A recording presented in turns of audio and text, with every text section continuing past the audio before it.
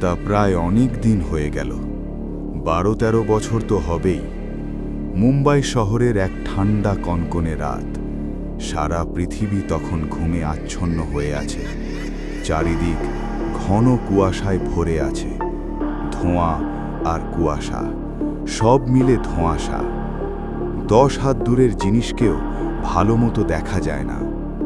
রাত তখন প্রায় 10:30। পালি হিল থেকে শেষ বাস ছাড়ছে, যাবে মুম্বাই শহরের দিকে।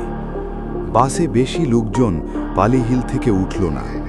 বাসের দোতলাটা একদম ফাঁকা। একতলায় 2-4 জন মাত্র যাত্রী উঠেছে। দোতলায় ধীরে ধীরে উঠে বসল একজন যাত্রী। পরনে স্যুট, হ্যাট, পায়ে বুট, অভিজাত পোশাক পরা, কোটের কলার তোলা, টুপিটা এমনভাবে পরা মুখখানা দেখাই যায় না। বাসের কন্ডাক্টর দোতলায় এসে টিকিট চাইল তার কাছে। বাবু, টিকিট? মুম্বাই কত? 5 টাকা। এই নাও। লোকটা টিকিট কিনল বটে, তবে কন্ডাক্টর তার দিকে তাকিয়ে বিস্ময় হতবাক হয়ে গেল। কঙ্কালসার শরীর, মুখখানা প্রায় দেখাই যাচ্ছে না। কোটের কলার ও টুপির মাঝে শুধু দেখা যাচ্ছে তার চোখ দুটি ধকভক করে জ্বলছে। এ কেমন লোক? কন্ডাক্টর ঘাবড়ে গেল বেশ। সে কোনো কথা বলতে পারল না। লোকটার হাত থেকে টাকা নিতে গিয়ে তার কঙ্কালসার হাতের সঙ্গে নিজের হাত ঠেকাতেই সে শিউরে উঠল। বরফের মতোই ঠান্ডা হাত তার, যেন বরফের একটা টুকরো হঠাৎ তার হাতে ঠেকল। কন্ডাক্টর টিকিট দিল। কোনো কথা তার মুখ থেকে বেরোল না, শুধু তার দিকে তাকিয়ে ভালো করে দেখে নিল আরেকবার। কি দেখছ? লোকটা জিজ্ঞাসা করল। মুম্বাইয়ের কোন জায়গায় নামবেন? আপনার কি দরকার? মেজর হোম করো কথার জবাব দেয় না। কন্ডাক্টর এবার খুবই ঘাবড়ে গেল। লোকটা যে শেষে লোক নয়, পুরো একজন মিলিটারি মেজর। বাপরে, এর সঙ্গে কে কথা বলে? কিন্তু একজন মিলিটারি মেজর এত রোগা? কোনো কিছু ভেবে কুল কিনারা করতে পারল না। তবে তার গাটা ঘিন ঘিন করতে লাগল। লোকটার গায়ে যেন কেমন মরা পচা গন্ধ। কন্ডাক্টর আর দেরি না করে নিচে নেমে এলো। মিনিট 15 পরে লোকটা এক জায়গায় বাস থামতেই যেন হঠাৎ হাওয়ায় ভর দিয়ে নিচে নেমে এলো। বিদ্যুতের গতিতে বাস থেকে নেমে গেল। কন্ডাক্টর যেন হাঁপ ছেড়ে বাঁচল। এরকম লোকের পাল্লায় সে জীবনে আগে কখনো পড়েনি। যেন স্বস্তির নিঃশ্বাস ফেলল সে। রাত প্রায় 12টা। মুম্বাইয়ের 3 স্টার হোটেল। খটখট খটখট, কড়া নড়ে উঠল। একজন বেয়ারা দরজা খুলে দিল। কে? কাকে চান? ঘর খালি আছে, ভেতরে আসুন, সে ঘুম জড়ানো স্বরে বলল। তারপর তাকিয়ে দেখে ম্যানেজার চেয়ারে নেই। সে বলল, বসুন, দেখি ঘর খালি আছে কিনা। বেয়ারাটা হোটেল রেজিস্টার খুলল। তারপর বলল, একটা ঘর খালি আছে। কোথায়? দোতলায়। ভাড়া কত? খাওয়া থাকা 80 টাকা। এই নাও। লোকটা একটা 100 টাকার নোট তার হাতে দিল। বেয়ারা টাকাটা নিয়ে লোকটাকে তার ঘরে পৌঁছে দিতে গেল। রাতে কিছু খাবেন? না। কদিন থাকবেন? আজ রাতটুকু। আপনার নাম? Major home. নাম লিখে মেজর হোমকে তার ঘরে পৌঁছে বেয়ারা নামস্মরণ চলে গেল। লোকটা অর্থাৎ মেজর হোম দরজা বন্ধ করে শুয়ে পড়ল।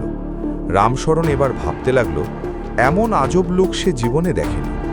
যেমন কঙ্কালসার শরীর, তেমনি ঢলঢলে পোশাক, আর পোশাকের ফাঁকে জলজল করছিল দুটি চোখ। ভাগ্যি সেই অদ্ভুত লোকটার সঙ্গে বেশিক্ষণ কথা বলতে হয়নি তার। গাঢ় অন্ধকার রাত, প্রায় 2টো বাজে।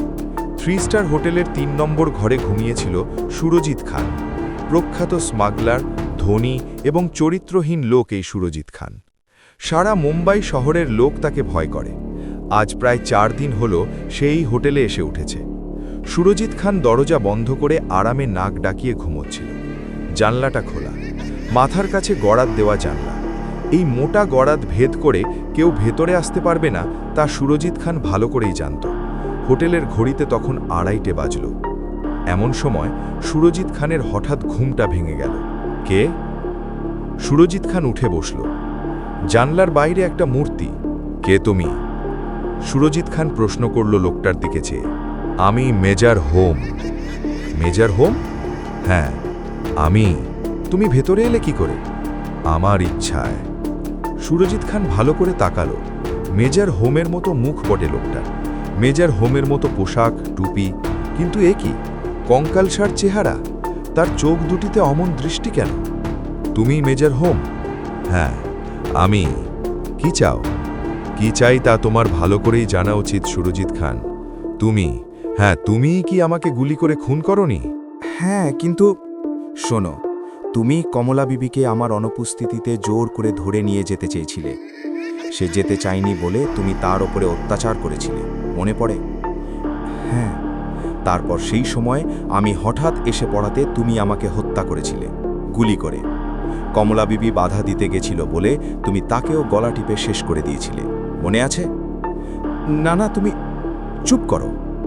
সঙ্গে সঙ্গে মেজর হোম দু হাতে সুরজিৎ খানের গলা টিপে ধরল। ঠান্ডা দুটি বলিষ্ঠ হাত, বরফের চেয়েও ঠান্ডা, যেন দুটি বরফের চাপ সুরজিৎ খানের গলায় চেপে বসছে ধীরে ধীরে।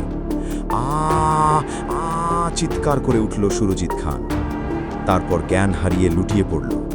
চিৎকার শুনে পাশের ঘরের লোকজন গিয়ে ম্যানেজারকে ডেকে তুলল।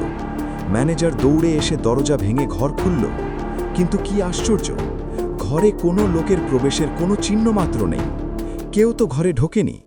অথচ সুরজিৎ খান মরে পড়ে আছে, তার গলায় দুটো লম্বা লম্বা দাগ। গলা টিপে তাকে কে বা কারা যেন হত্যা করেছে। সঙ্গে সঙ্গে পুলিশে ফোন গেল। পুলিশ এসে হোটেল পাতি পাতি করে খুঁজল, কিন্তু সবাই আছে, কেবল নেই সেই রহস্যময় আগন্তুক। সে যেন তার ঘর থেকে হাওয়ায় মিলিয়ে গেছে। পুলিশ দেখল হোটেল রেজিস্টারে নাম লেখা মেজর হোম। কিন্তু কে এই মেজর হোম? তবে সে এখানে এলো কি করে? পরে পুলিশ তন্ন তন্ন করে অনুসন্ধান করে বাস ড্রাইভার, কন্ডাক্টর ও হোটেলের বেয়ারারের স্টেটমেন্ট নিল। পুলিশ বুঝে নিল যে এ সেই রহস্যময়ী আগন্তুকের কীর্তি ছাড়া আর কারো নয়। কিন্তু কে হতে পারে সে? পুলিশ রহস্য ভেদ করতে না পেরে এটা একটা আত্মহত্যার কেস বলে রিপোর্ট লিখল। কিন্তু পুলিশ আজও এটা একটা নিছক অদ্ভুত ঘটনা বলে স্বীকার করে। রহস্যময় আগন্তুকটি আর কেউ নয়, নিশ্চয়ই মেজর হোমের প্রেতাত্মা। প্রেতাত্মা যে প্রতিশোধ নিতে ফিরে আসতে পারে, এটা সাধারণ মানুষের পক্ষে বিশ্বাস করা সম্ভব নয়। আর তাই আজও এই অদ্ভুত রহস্যময় ঘটনার কোনো কিনারা হয়নি।